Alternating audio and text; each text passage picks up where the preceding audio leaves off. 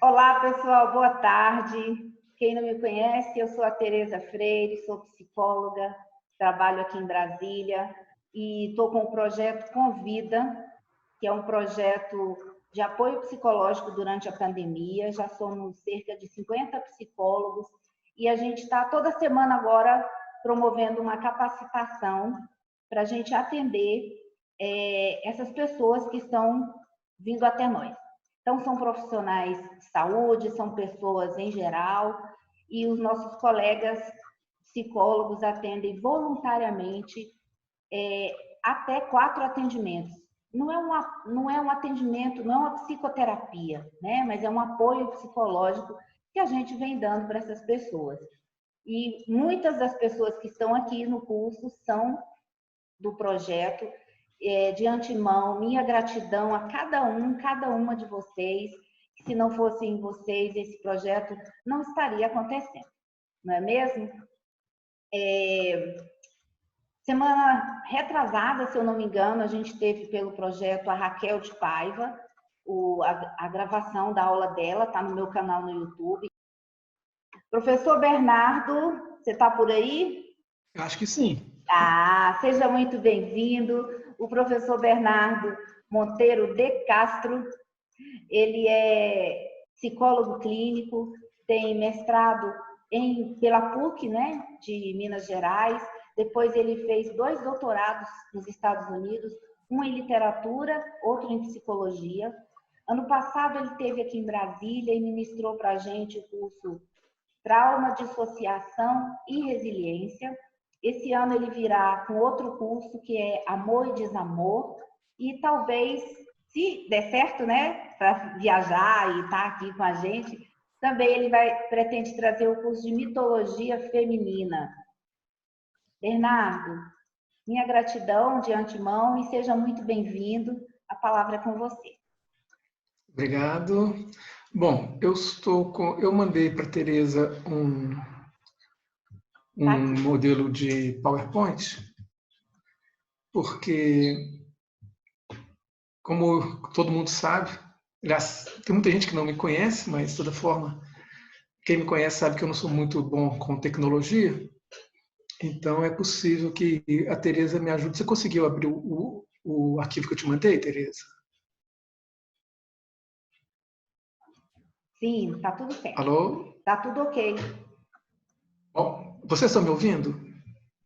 Sim, está todo mundo Sim, ouvindo. ok. É Então porque tá se bom. eles forem Obrigado. responder, não vai dar. Então, eu vou agradecer muito a presença de vocês, principalmente pelo fato de que vocês, na grande maioria, não me conhecem e estão disponibilizando o tempo de vocês, um sábado à tarde, quase à noite, para a gente conversar. Eu estou com um tema que, para mim, é muito interessante e muito importante, e que a gente que trabalha principalmente na parte de processamento lida com isso cotidianamente, mas principalmente por um viés a partir das técnicas, dos protocolos, das referências de neurociências, que nos dão um suporte muito positivo, muito grande, e que nos dão condições também para que a gente possa intervir e interagir com mais segurança. Existe uma parte que é muito sensível em relação ao nosso público e também ao nosso trabalho, e quando eu digo em relação ao nosso trabalho, essa sensibilidade diz respeito também a quem nós somos, que é o que a gente chamaria de subjetividade. O tema ou a palavra é algo amplo, todo mundo fala sobre isso, a priori todo mundo sabe o que é a subjetividade, mas ao mesmo tempo se trata de algo que é muito vasto, que a maioria das pessoas tem alguma dúvida ou até mesmo uma diversidade de referências técnicas e teóricas para lidar com isso. Então, eu não vou ter a pretensão de falar que eu tenho a verdade sobre isso, ou que só o que eu disser vai esgotar tanto a conceituação quanto muito menos o tema da subjetividade. Mas fundamentalmente, eu quero me referir à capacidade da pessoa ter consciência de si mesma e de ela expressar algo da sua singularidade humana. Ou seja, a gente tem respostas muito prováveis em relação à nossa dimensão neurológica, à nossa dimensão biológica, à nossa composição bioquímica, mas a gente não tem respostas muito prováveis quando se trata da nossa subjetividade, quando se trata da parte mais refinada da psicologia, que é a complexidade humana. E, para isso, eu tenho algumas perguntas, vamos dizer, para trazer para vocês, que vão ser acompanhadas de possíveis respostas. Primeiro, o que é que nos faz humano? Ou seja, o que caracteriza que eu seja um ser humano? Essa caracterização, ela é complexa e também, até hoje, imprecisa, ou seja, não há uma definição que esgote esse assunto. Primeiro, seria o nosso DNA? Nosso DNA ele é suficiente para isso? Não. Não é? Ou seja, a gente sabe que há alterações de DNA que geram seres que a gente chamaria de seres humanos e, ao mesmo tempo, a nossa humanidade ela não é suficientemente explicada pelo nosso código genético. Além disso, a nossa integridade neurológica, por exemplo. Ou seja, vamos sair de um nível do nosso potencial bioquímico, das interações de genes, enzimas, proteínas e tudo, para ver a nossa estrutura neurológica. Isso nos faz também humanos, suficientemente humanos? Em princípio, não.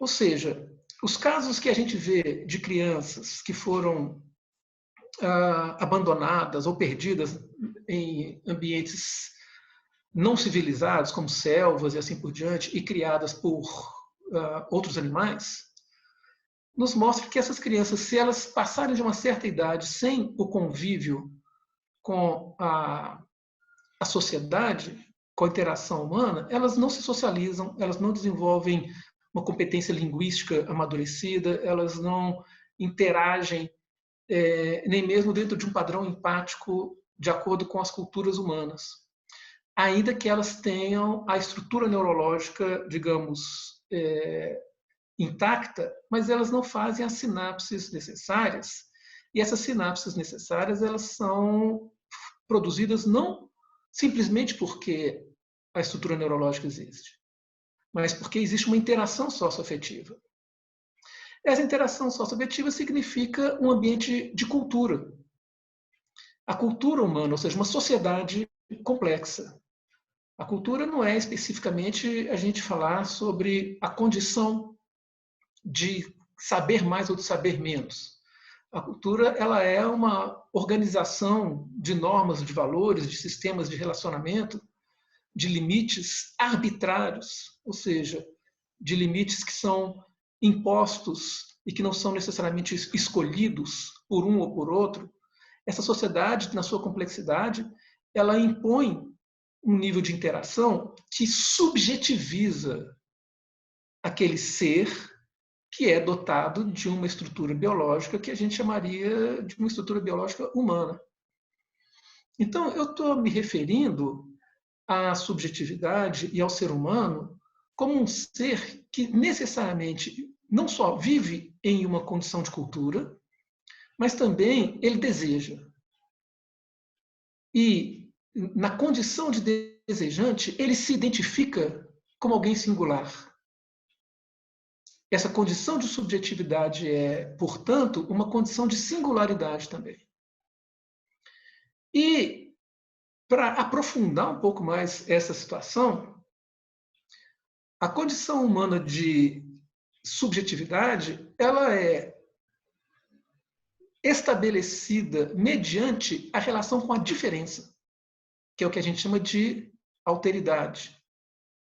Ou seja, é no meu contato com o que é diferente de mim que eu vou encontrando quem eu sou e que eu vou me percebendo singular no mundo. Nessa singularidade, eu vou desenvolver vínculos e, dentro do possível, esses vínculos serão também desenvolvidos em relação às escolhas. E essas escolhas passam não só pelas necessidades, que são fundamentos de desenvolvimento biológico, mas também por condições humanas, que são as condições de desejo. Ou seja, é possível eu descrever, pelas neurociências, pelos conhecimentos que a gente tem de bioquímica, quais são os tipos de neurotransmissores ou de hormônios cerebrais, neurais, que estão presentes quando eu estou com raiva, quando eu estou com medo, quando eu estou feliz, quando eu estou amando. Mas não é possível descrever, pela neurologia, quem eu vou amar. Quando eu vou amar. Por mais que haja todos esses neurotransmissores, há uma identidade.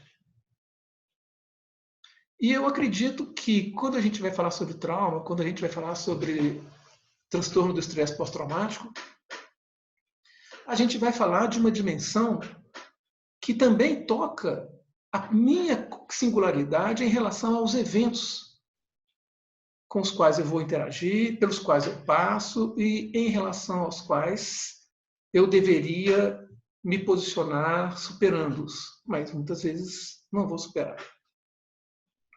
Então, a gente vai considerar que existe um nível de complexidade quando se fala de psicologia.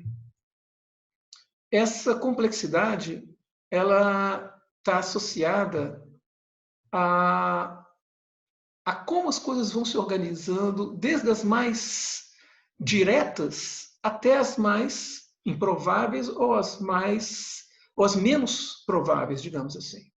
Então, por exemplo, o nível fundamental que a gente tem no conhecimento do mundo pela ciência é o nível da física. Ou seja, o átomo tem a sua estrutura e vai ser daquele jeito. O átomo de oxigênio vai ser daquele jeito, o átomo de hidrogênio, o átomo de ouro, ou o que for. Eles têm a sua singularidade. E as mudanças neles são muito pequenas e muito previsíveis. Pode ser por uma condição de um aporte de energia, algum elétron estar mais próximo ou mais distante do núcleo, mas isso tudo é extremamente previsível e provável. Agora, quando a gente vai para um nível da interação entre os átomos e das mudanças entre eles, a gente vai ter já uma dimensão química. Essa dimensão química, que também tem as suas leis muito bem compreendidas, ela pode provocar alterações significativas. Por exemplo, você vai unir dois átomos em estado gasoso, como o hidrogênio e o oxigênio, em condições propícias, como no ambiente que a gente vive aqui no nosso planeta, vai virar água. Assim como o sódio e o cloro vão virar o que a gente chama de sal de cozinha e vão, inclusive, gerar um sabor próprio deles. Ou seja, já há uma modificação. Em um certo momento, que a gente não sabe como, nem porquê, essas alterações químicas, elas começaram a gerar reproduções. Uma complexidade tal que a gente chama de vida. E aí existe a biologia. Essa biologia, aí ela vai se tornando mais complexa, até a gente imaginar desde as células primitivas até a complexidade humana. E dentro da complexidade humana, a complexidade cerebral, a complexidade neurológica. Mas a física tem as suas leis, a química tem as suas leis, seus funcionamentos, a biologia tem as suas leis, seus funcionamentos. O que funciona biologicamente depende da química, que depende da física, mas funciona diferentemente. Átomos não se reproduzem, seres vivos se reproduzem.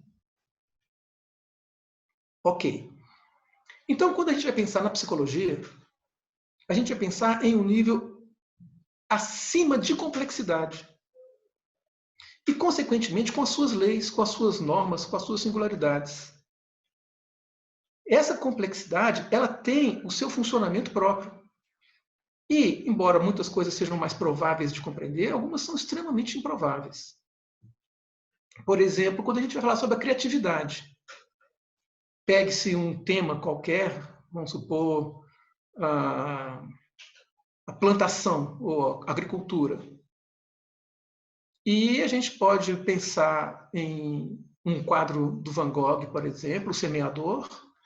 A gente pode pensar em uma comida que a gente quer compartilhar com alguém que vem de um plantio. A gente pode pensar na economia de agronegócios, por exemplo. Cada pessoa pode desenvolver um pensamento próprio ou uma ideia própria a partir de um mesmo tema. Além de criar coisas diferentes a partir disso. A gente pode dar os mesmos elementos, digamos, de matéria-prima para fazer uma comida, e 10 pessoas diferentes vão fazer comidas diferentes com esses mesmos recursos.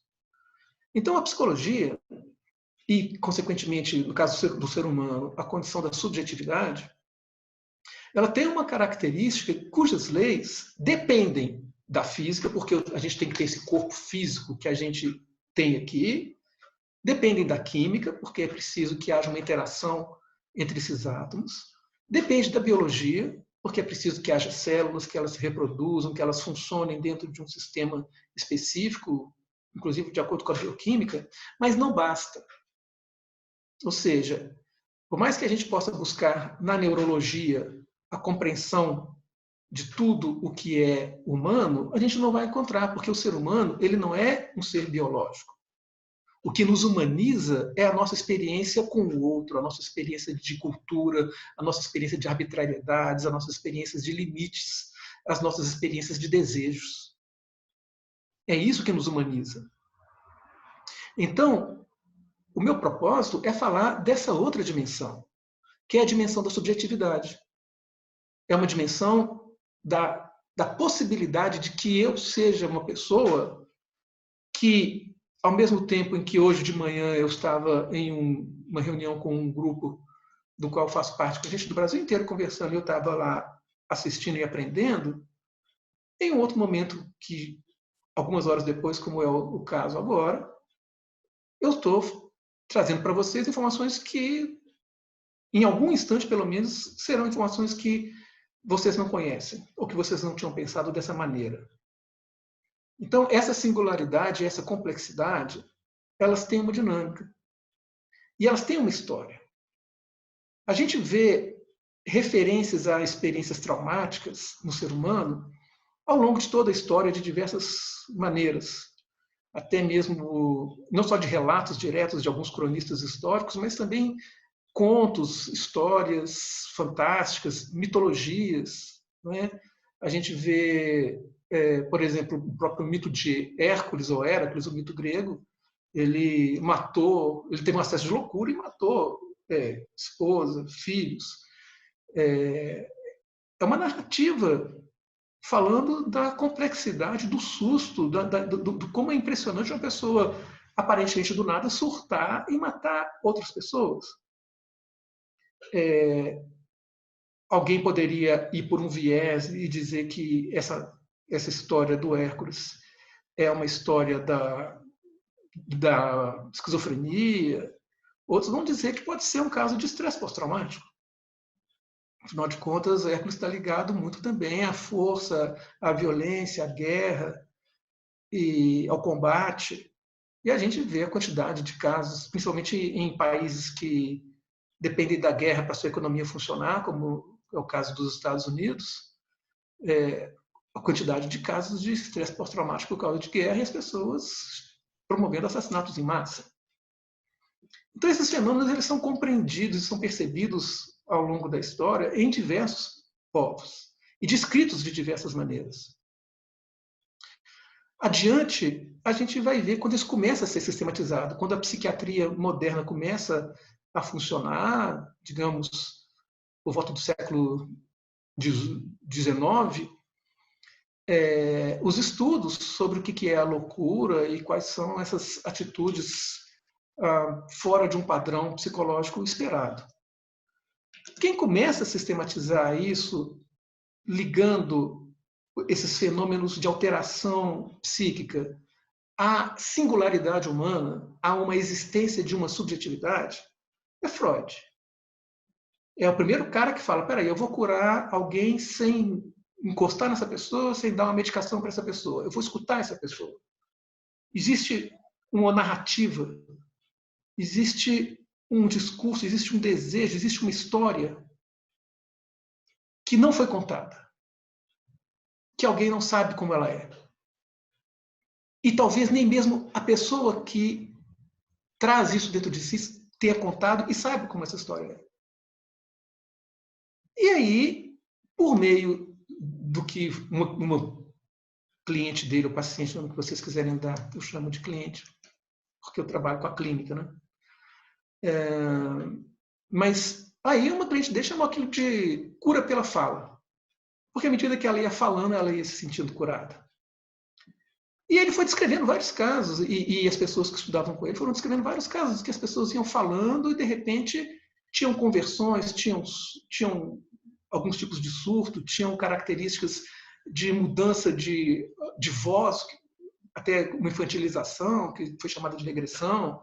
Ele vai descrevendo incontáveis situações e vai mostrando que, pela fala, era possível acessar elementos que ele chamou de inconscientes, ou seja, elementos que a pessoa não tinha controle sobre eles, ela não acessava quando ela queria e que, às vezes, irrompiam sem que fosse esperado que eles irromperiam. Quando acabou a Segunda Guerra, ou no meio da Primeira Guerra Mundial, e também já depois da Primeira Guerra Mundial, ele começa a falar de uma outra coisa que começou a chamar atenção para ele. Não eram os neuróticos obsessivos, não eram os psicóticos, não eram os histéricos. Ele chamou de neurose de guerra, que é o que hoje a gente chama de TEPT.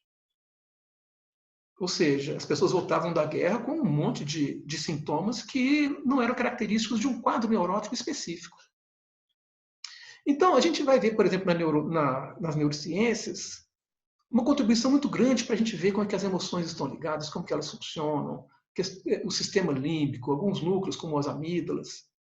A gente vai ver uma descrição muito grande, até mesmo de uma biologia, que é uma biologia, digamos, dos mamíferos, ou às vezes até na evolução das espécies anterior aos mamíferos. Mas a gente não vai ver onde está a subjetividade. O que é exatamente a subjetividade? O que constitui a subjetividade humana? Ou seja, não é um fenômeno biológico especificamente. Trata-se de uma dimensão psíquica.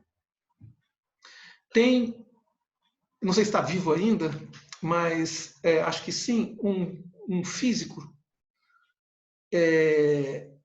que trabalhou com a mecânica quântica, Murray Gell-Mann.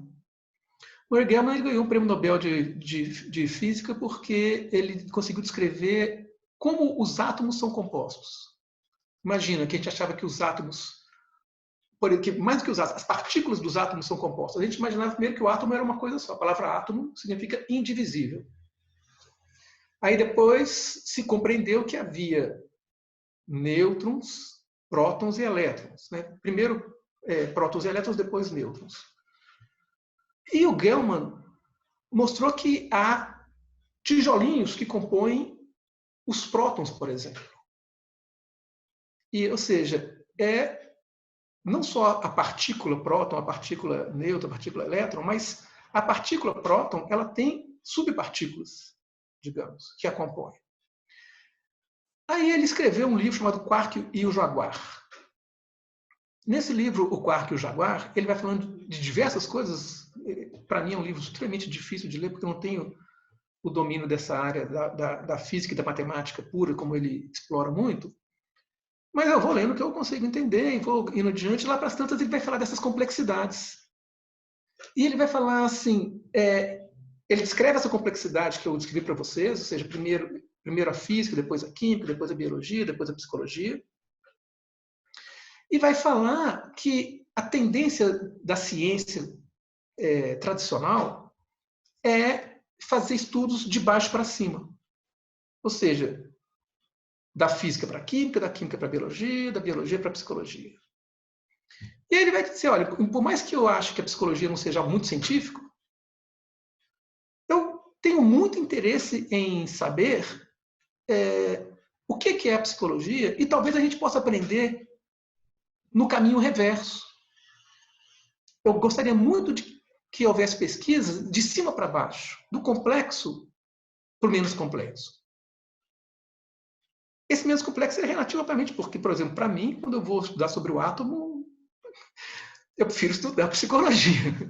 A minha é muito mais tranquila, eu me sinto muito mais à vontade, acho muito mais compreensível do que a mecânica quântica, por exemplo. Tá? Mas o que ele está querendo dizer é isso, ou seja, inevitavelmente, a psicologia humana surgiu muito depois dos átomos, nesse sentido. E isso nos chama atenção, porque a gente aprende muito com o pessoal da neurociências que, quando você fala, você tem poucas conexões com a região, por exemplo, do hipotálamo, com uma região, digamos, menos evoluída na complexidade psíquica, e que, consequentemente, a gente vai ter mais dificuldades para acessar os traumas. Ou referências do sistema límbico, por exemplo, que há outras conexões. Então, o pessoal que trabalha com a EMDR vai trabalhar com estimulação bilateral, o pessoal que trabalha com brain spotting vai trabalhar com a identificação de pontos no campo visual e assim por diante. Mas se a gente vê que um dos principais eixos que começou a lidar com o trauma e com o TEPT foi o eixo da fala, da linguagem, como foi no caso a cura pela palavra que a cliente do Freud chamou, será que a gente não precisaria fazer isso que o Murray Gell-Mann falou? Ou seja, será que a gente não pode estudar de cima para baixo também? Será que a gente não pode... porque nós vamos jogar fora a evidência histórica de incontáveis casos clínicos narrando pessoas que, trazendo a sua fala, acessaram traumas extremamente complexos. E vamos falar que, pela fala, a gente não vai chegar a esses traumas complexos, mesmo que eles tenham sido narrados por diversos autores em diversos momentos da história, inclusive com linhas distintas, vamos supor, se a gente for pensar a desavença que houve entre o Freud e o Jung, seria uma coisa talvez suficiente para o Jung falar assim, olha, o Freud está todo errado, isso é uma besteira, mas por meio, o pessoal que trabalha com a psicanálise junguiana também tem esses acessos. Então, o que é essa subjetividade? Como é que a gente vai chegar a essa subjetividade? E, mais do que isso, por que é que nós desprezamos a subjetividade? Nós temos clientes que, às vezes, chegam ao consultório e querem falar.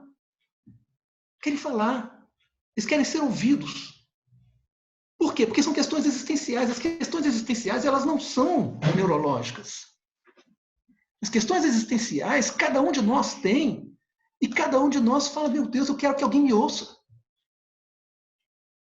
E ter alguém que nos ouve, ok, se é alguém que nos ouve, nos acolhe, nos abraça, sabe nos tocar, na maioria das vezes é muito bom. Outras vezes é claro que não. Afinal de contas, há pessoas que estão em um período de, digamos, de quase recuperação de um trauma que tem a ver com um dano físico, e nesses momentos essas pessoas são muito aversivas ao toque.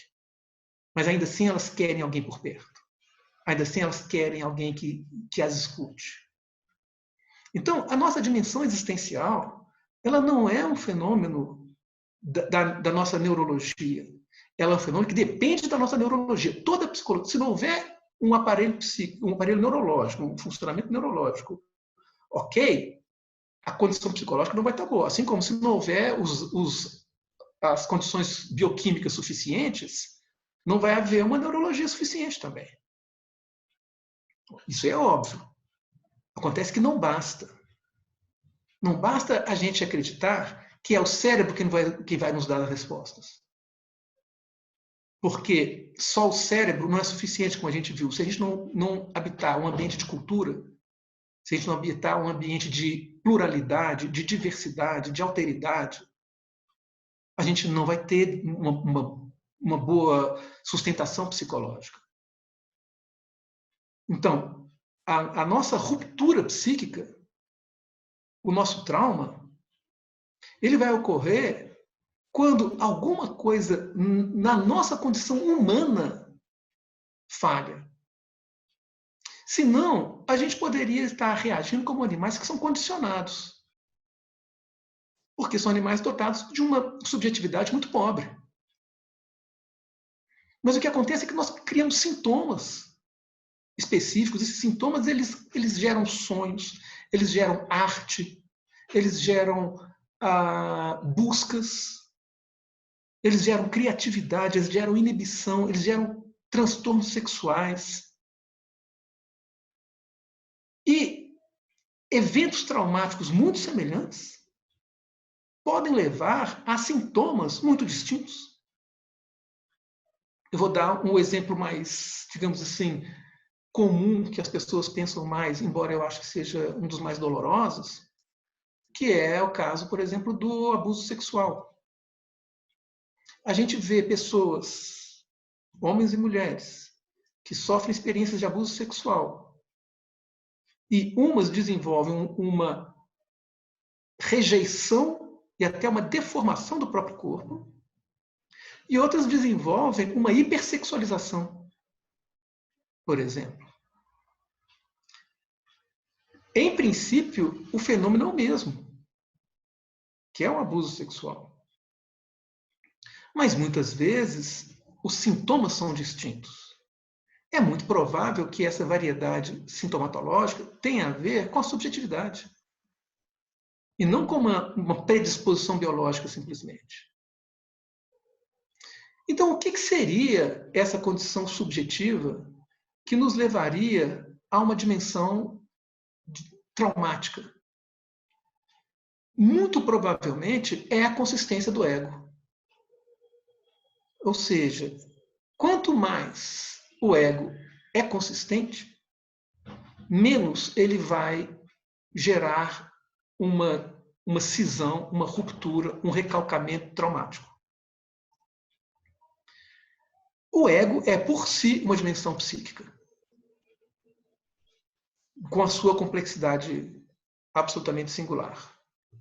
A gente vai poder falar de self ou de outras variações ou de outras instâncias correlatas, mas é muito provável que exista uma referência de eu, no caso do ser humano, que constitui o ser humano na sua singularidade e também no seu discurso, na sua fala, na sua narrativa. Essa disposição do ser humano na sua fala, na sua narrativa, ela é a expressão da sua subjetividade, dotada tanto de história, quanto de identidade sociocultural, quanto de desejo. E, em um certo momento, o ego não tem uma estrutura, ou seja,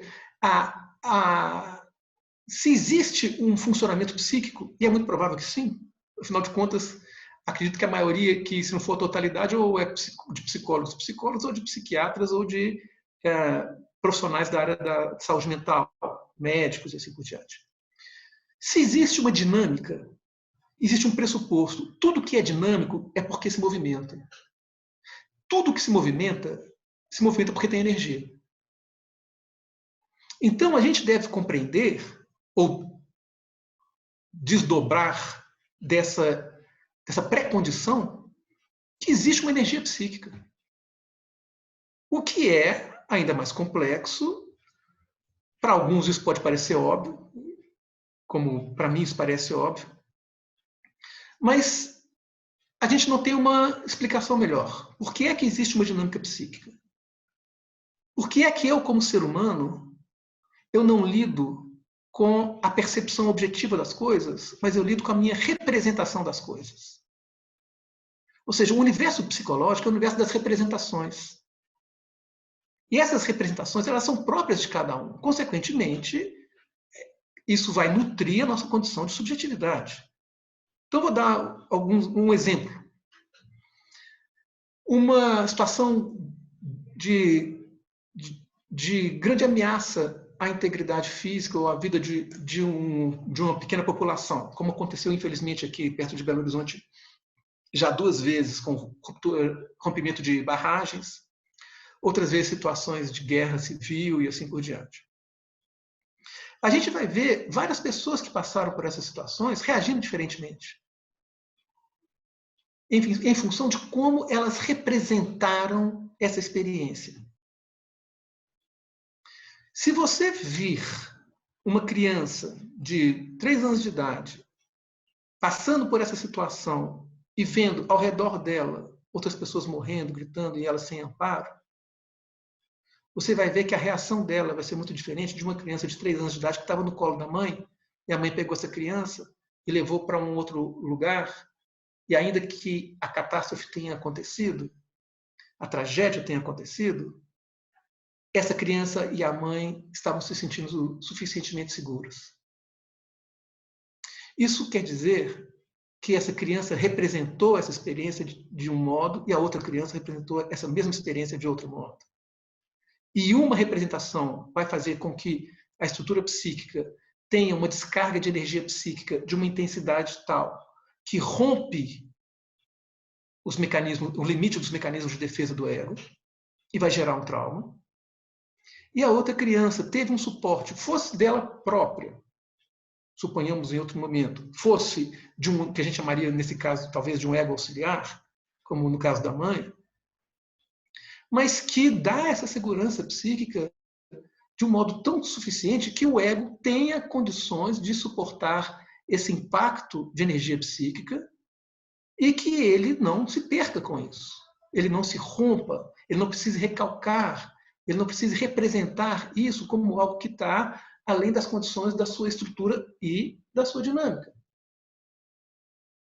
Então, o fundamental que eu quero dizer para vocês é a gente precisa compreender que o trauma ele é, sem dúvida alguma, um fenômeno biológico. Mas ele é também, sem dúvida alguma, um fenômeno psicológico. E sendo ele um fenômeno psicológico, ele está registrado nos domínios psíquicos, que são fundamentalmente abstratos.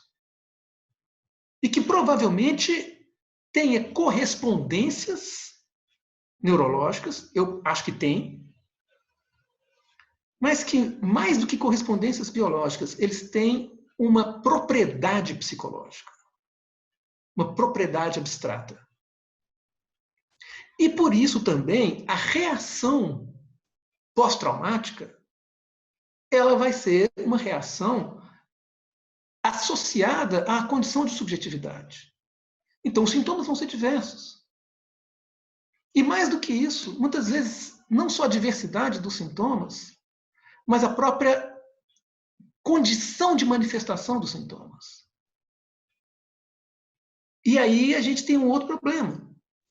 O diagnóstico de saúde mental, o DSM, né, e também o CID, Código Interamericano de Doenças, né, Internacional de Doenças, se não me engano, eles descrevem o TEPT, ou transtorno de estresse pós-traumático, como um fenômeno caracterizado por tais e tais e tais características que durem mais de 3 meses após o evento traumático, por exemplo. Que é essa tendência de baixo para cima que o Murray Gell-Mann, autor do livro do Quark e o Jaguar, criticou. Dá licença, vou tomar uma aguinha aqui, gente. Muito bem. Mas vamos pensar o seguinte. Primeiro, será que esse trauma ao qual o sujeito se refere, ou ao qual alguém se refere para o sujeito, que muitas vezes acontece, ele é o trauma desencadeador disso tudo? Ou já houve um outro trauma, uma outra sequência de traumas que leva a isso?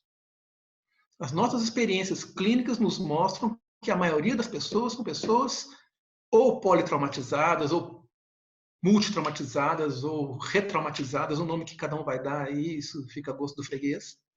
Mas a gente vê que encontrar uma pessoa que teve um trauma só, eu duvido. E aí, o que é reeditado, o que é sensibilizado nessa pessoa nesse instante? O que vai fazer com que aquele quadro que a gente chama de estresse pós-traumático seja configurado daquela forma e não talvez de outra, porque para outras pessoas esse quadro é configurado de formas diferentes. Daí, nessa classificação mais tradicional e burocrática, as pessoas estarem listando várias possibilidades e uma quantidade X dessas possibilidades tem que permanecer por pelo menos 3 meses. Ok, vamos supor que permaneça por 2 meses e meio. Ok? Muito bem. Aí a gente vai ver as pessoas aqui de Mariana, que passaram pela ruptura da barragem, que estão se reorganizando, estão fazendo muitas coisas, e depois, de algum tempo depois, tem a ruptura da barragem em Brumadinho.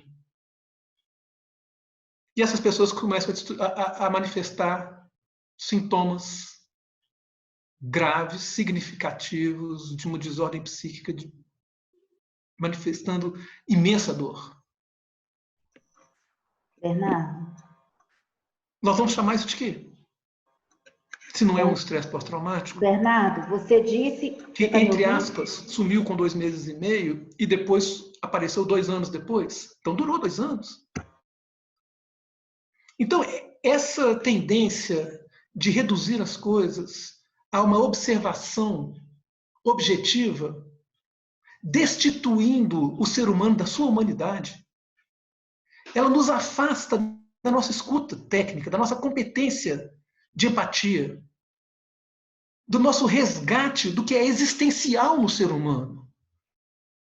A gente não pode ficar tratando do que é biológico como se isso fosse o fundamento ou a suficiência da psicologia.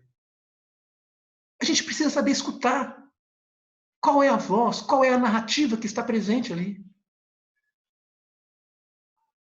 E essa escuta, ela pode e provavelmente deve ser associada, integrada com os nossos recursos técnicos clínicos, seja de quem trabalha com a experiência somática, seja de quem trabalha com a psicanálise, seja de quem trabalha com a EMDR, seja de quem trabalha com a bioenergética, seja de quem trabalha com a Gestalt, seja de quem trabalha com o Brain Spotting, seja de quem trabalha com o psicodrama.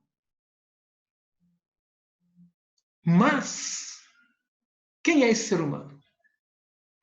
Então, eu estou já com 5 minutos para poder encerrar aqui, porque talvez a gente abra, não sei se vai haver questões ou se vai haver algum tipo de interação. Se não houver, eu posso falar um pouco mais. Mas eu vou narrar um fragmento de um caso clínico que me chamou muita atenção.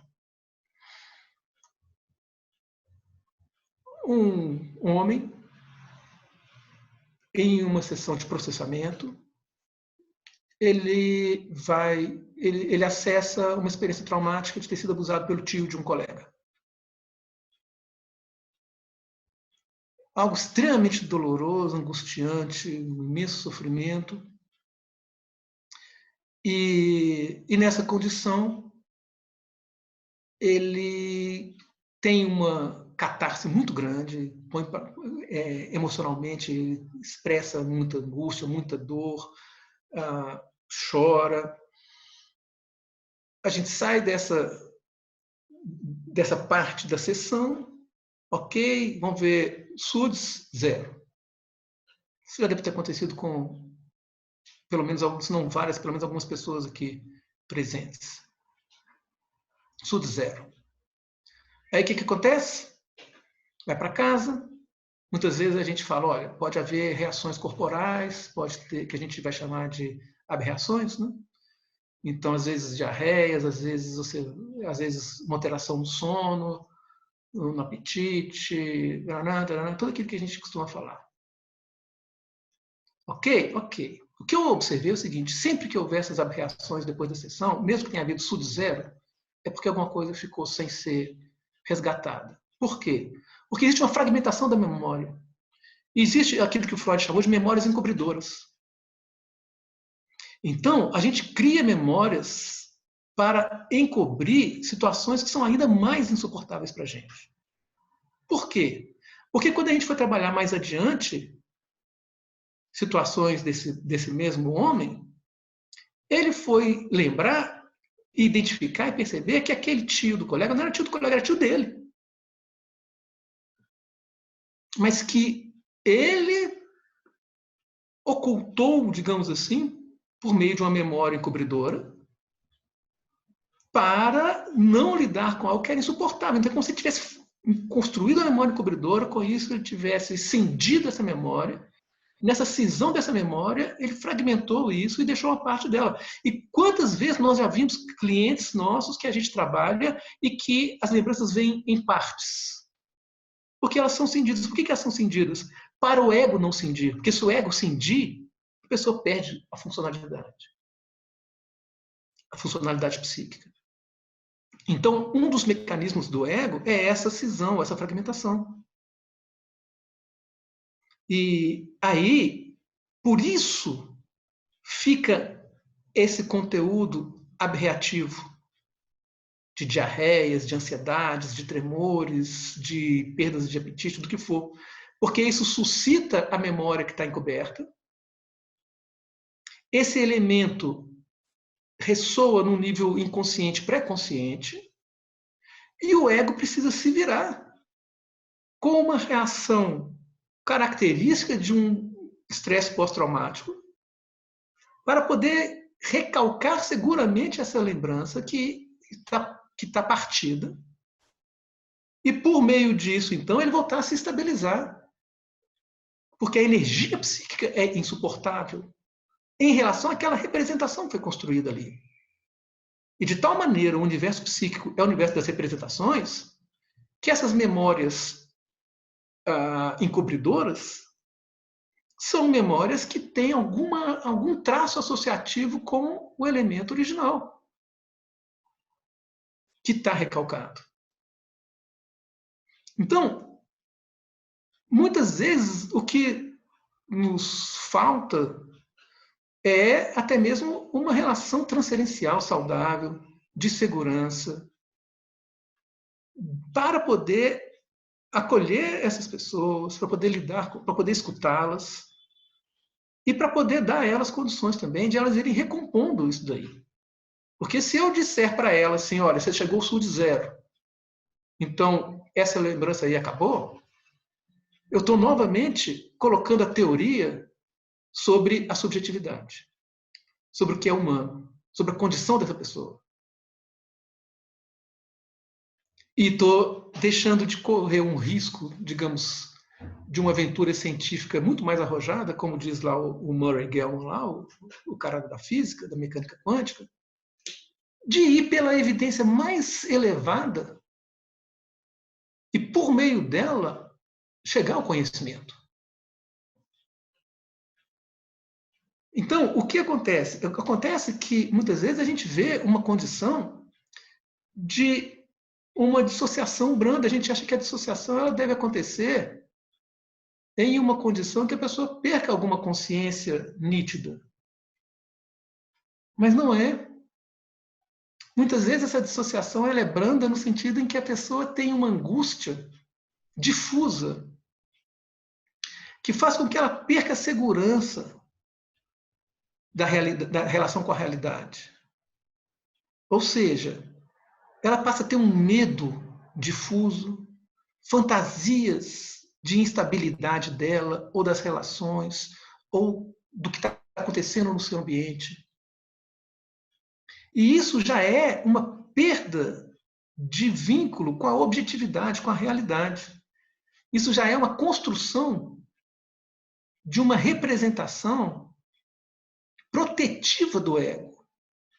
Ou seja, à medida em que um conteúdo ligado a uma experiência de insegurança pode irromper em mim, porque está muito mobilizado no nível inconsciente, eu vou buscando hipervalorizar a insegurança do ambiente para eu me defender.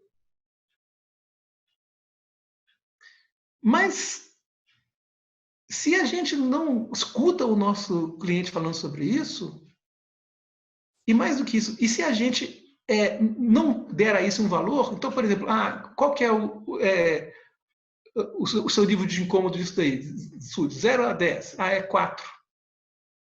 Por quê? É uma dissociação branda. Tá, você consegue ativar isso? Às vezes não ativa, ele fala assim, tem tal coisa que está me chamando a atenção. Ok. Aí essa coisa está com SUD 7, suponhamos. Então nós vamos trabalhar com isso. Mas muitas vezes, se a gente trabalha com essa dissociação branda, com essa angústia difusa que o nosso cliente está trazendo, se a gente escuta que o nosso cliente está falando de uma angústia, a gente vai acolher ele nesse momento em que essas coisas estão podendo irromper e que ele pode falar e que vai ser muito mais preventivo, digamos assim, ou que vai ser, muitas vezes, essencial do que algo que ele pode desviar e que, às vezes, é uma lembrança encobridora. Então, eu falei demais, mas eu gostaria de deixar para vocês a ideia de que, muitas vezes, o nosso trabalho é o trabalho da escuta da subjetividade. A nossa percepção do TEPT é a percepção de um fenômeno que, se houve trauma, existe TEPT. Não tem essa história de se durar 1 mês e meio, ou 2 meses ou 3 meses. Se houve trauma, existe TEPT. A questão não é o tempo que isso dura. A questão é que isso vai... Se houve trauma, existe um recalcamento. Se houve recalcamento, existe dissociação. Se houve recalcamento e se existe dissociação, existe uma perda do contato com a realidade e existe a necessidade de recompor essa realidade com uma solução representativa secundária. E isso vai levar a um quadro sintomático, que pode ser recuperado mais ou menos rapidamente, mas não vai livrar a pessoa do trauma. E se não livrar essa pessoa do trauma, a qualquer instante, essa desorganização psíquica correspondente ao trauma pode emergir. Consequentemente, isso é um quadro de estresse pós-traumático.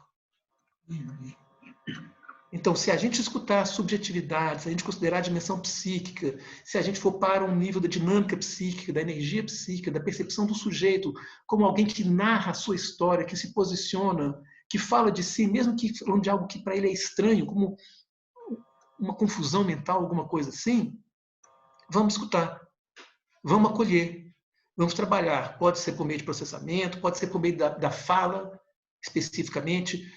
Todas as linhas da psicologia demonstraram ser sensíveis ao resgate de experiências traumáticas. Todas. Então, não adianta a gente querer reduzir à biologia aquilo que é um fenômeno da subjetividade, da existência, do que é humano. Uma angústia difusa. O que você está me dizendo com essa expressão? Porque eu entendo que toda angústia, ela é difusa, porque ela não é uma coisa objetiva. Se a gente entender difuso como o oposto à objetividade, então eu entendo que toda angústia é difusa. Qual a diferença de uma coisa para outra? E vamos lá, vocês me ouvem? ouvem? Se eu puder falar em 30 segundos, então, só sobre a relação entre abreação e recalque. Isso. Na hora, por exemplo, de um processamento. Eu estou fazendo um processamento de uma forma bem objetiva para a gente exemplificar. Ok, tá. Vocês me ouvem? Sim, todo mundo está te ouvindo. Tá.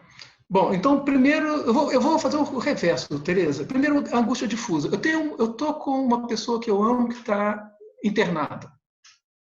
Isso me leva a uma angústia muito grande, mas eu sei a que isso se refere. Entendo. Entendi. E isso é angustiante, mas é muito mais confortante do que eu estou andando pela rua e estou num mal-estar e eu não sei o que está acontecendo. E não chega a ser um ataque de pânico, por exemplo. É um mal-estar, é uma angústia que ela não é nomeável, digamos assim.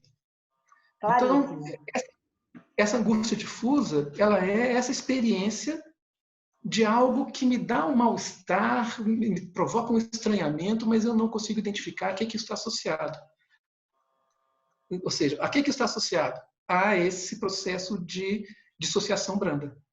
A essa coisa que se move psicologicamente, mas que não encontra uma representação nítida para a qual eu possa direcionar a minha energia psíquica e fazer uma correspondência entre o que eu sinto e o que eu represento psicologicamente. Então, aí, a diferenciação entre uma angústia difusa e uma angústia representada. Ok, entendi. Ok. Entendi. E aí, a questão do recalcamento e da abreação. O recalcamento ele é o fenômeno por meio do qual eu retiro algo do nível consciente e remeto para o nível inconsciente. Isso. Ou seja, é um mecanismo de defesa do ego para que ele possa se sustentar em relação à descarga energética que está ali. Isso é interessante porque isso leva também a uma angústia difusa. Quando eu falo que todo trauma leva a um recalcamento, todo recalcamento leva a um estado, a um TEPT, digamos assim, a uma dissociação, essa dissociação ela é um dos sinais do TEPT, é porque quando eu recalco, eu perco essa lembrança ou esse fenômeno com o qual estou interagindo, essa percepção da realidade, da objetividade que eu estou reagindo. Remeto isso para um nível inconsciente, consequentemente não vou mais acessar isso volitivamente, não depende mais de mim para associar. E a energia que estava direcionada para essa representação, que era insuportável em relação à minha integridade do ego, ela dissipa sem uma representação. Porque a ideia foi recalcada, a memória foi recalcada. Então eu perco o que representava essa angústia. E ela eleva o meu nível de tensão psíquica de modo que eu não consiga me concentrar, de modo que eu não consiga me orientar. Muitas vezes as pessoas se desorientam. Muitas vezes elas não conseguem falar o que está acontecendo, elas têm um quadro de verborragia que é pouco lógico, pouco direcionado e às vezes muito repetitivo.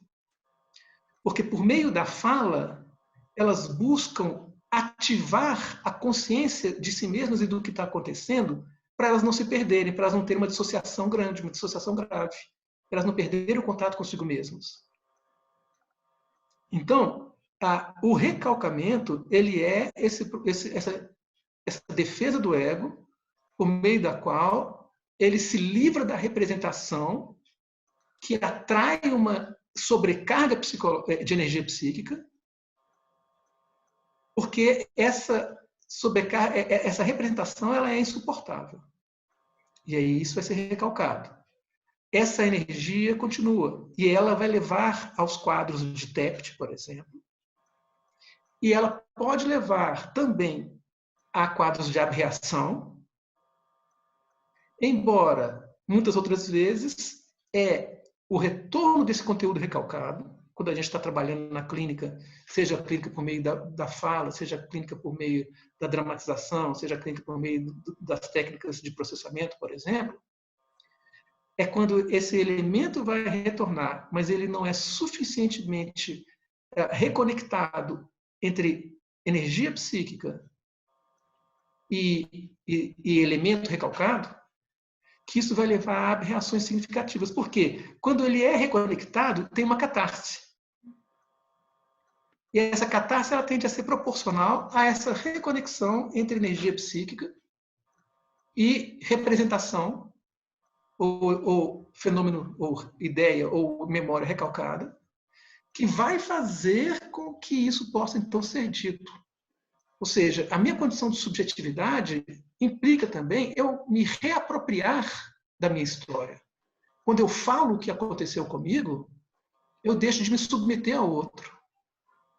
E nessa condição de subjetividade, de dignidade, eu posso me reposicionar, recontando a minha história. Ou seja, o processo de saúde psíquica é um processo de ressignificação da nossa própria história. Se esse conteúdo recalcado ele não foi suficientemente recuperado, porque muitas vezes não deve ser, inclusive, dada a dor, a dimensão que isso provoca, e quando às vezes acontece dele ser recuperado sem a pessoa ter condições para isso, ela dissocia gravemente. Bernardo. Então, só concluindo. Então, essa situação acaba levando a aberrações. Desculpa te cortar. Ao contrário. Obrigada. É que o nosso tempo está encerrando, mas eu não queria deixar de fazer uma pergunta, que é sobre esse tempo que a gente está vivendo agora, de pandemia, né? Como é que fica esse trauma que nós estamos? Não que você vá saber e seja um profeta, mas dentro do seu conhecimento, o que você poderia dizer para nós, né? Do seu entendimento, do que nós estamos vivendo, do TEPT, que virá depois, ou já estamos no TEPT, e se é possível essa ressignificação e a resiliência, essa capacidade da gente ressignificar e de se refazer, né? Como que nós podemos, porque a nossa ideia aqui para o grupo, né, do Convida, como é que nós podemos ajudar o nosso paciente nesse momento que estamos todos angustiados? Há uma complexidade muito significativa em relação a isso por causa das diversas representações possíveis em relação ao que é haver uma pandemia, ao que é estar com uma pessoa enclausurada ou estar fora de uma vida social e assim por diante. Quando a gente fala sobre resiliência, a gente fala sobre a superação de grandes adversidades. E para muitas pessoas, estar em isolamento social é semelhante a estar sendo a estar em uma exposição a uma experiência em que não tem como acessar alguém que lhe dê socorro, que lhe salve de uma violência, de uma situação abusiva, do que for. Outras vezes também a gente vê experiências de trauma de pessoas que não conseguiram salvar os outros. Em traumas de guerra, a gente vê isso também sendo algo muito recorrente. E aí a gente vê pessoas que sabem que estão isoladas e que, por um lado, elas não podem ir cuidar de outras pessoas porque elas podem contaminar, mas, por outro lado, também elas acham que elas não cuidarem é reativar essa experiência traumática. Acham não, né? Isso ativa nelas o fato de que não cuidar reativa a experiência de não ter cuidado antes e de ter, entre aspas, permitido que uma grande violência, uma grande dor, uma grande perda tenha ocorrido. Então, as representações possíveis nessa experiência de pandemia, elas estão desde algo ao redor que eu não sei o que é e que é invisível, que pode me atacar, como, por exemplo, pessoas que foram assediadas quando estavam dormindo ou quando estavam distraídas na rua ou alguma coisa assim, até um outro ponto de algo pode acontecer com quem eu amo e eu não estou lá para defender.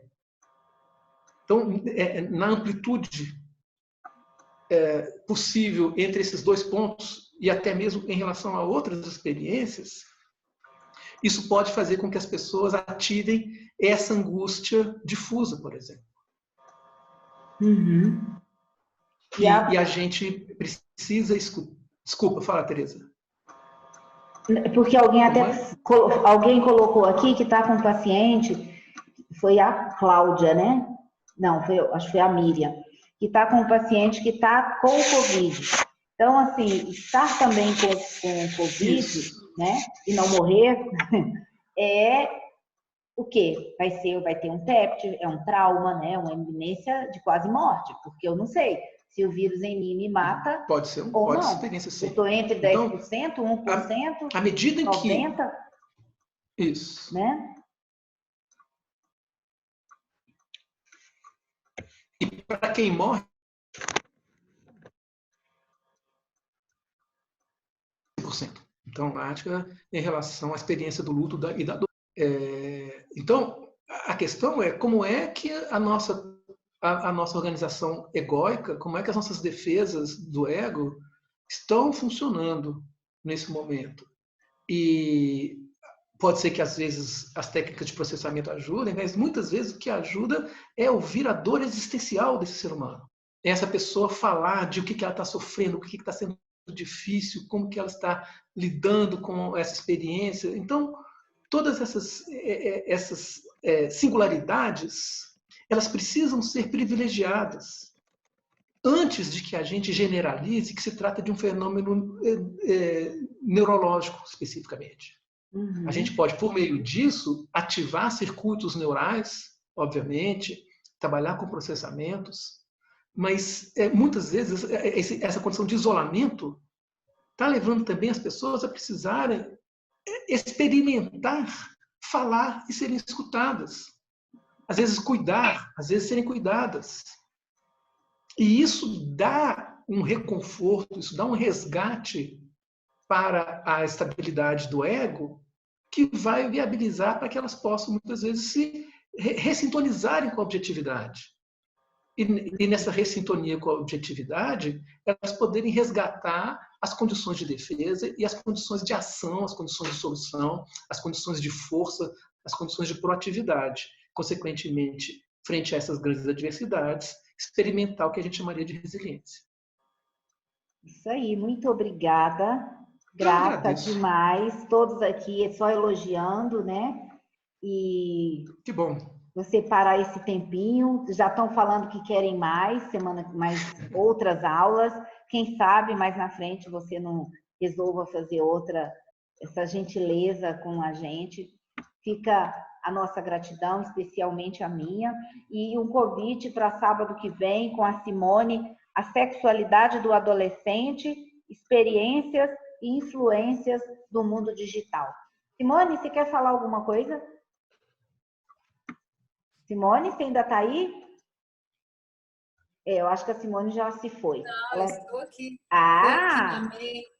Amei sua aula, Bernardo. Obrigado, Simone. A gente já se falou pelo telefone. Sim. Eu te ouvi em aula. Muito profundo, obrigada, aprendi muito. Obrigado a você pela presença. Sim, semana que vem a gente vai falar sobre a sexualidade do adolescente. Esse é um tema que eu não abordo no curso de sexologia clínica, devido ao número, né, imenso de assuntos que a gente tem para tratar. Então, eu e a Tereza selecionamos esse tema para uma aula específica para vocês, sendo psicólogos, médicos, né, pessoas que trabalham ou não com o MDR Brainspot, então todos convidados. A gente vai trazer essa época da vida, né, que é o despertar da sexualidade e como estão essas influências e como são as experiências no mundo moderno, que está bem diferente de antes. Bem-vinda, nós do projeto agradecemos muito a sua disponibilidade também e vamos agradecendo a todos. Quem quiser abrir o microfone, falar alguma coisa para o professor Bernardo, fique à vontade, tá bom? Um abraço, pessoal. Obrigada pela presença de todas e de todos aqui. E, Bernardo, meu abraço bem acochado para você. E eu te dou um abraço semana que vem, Simone.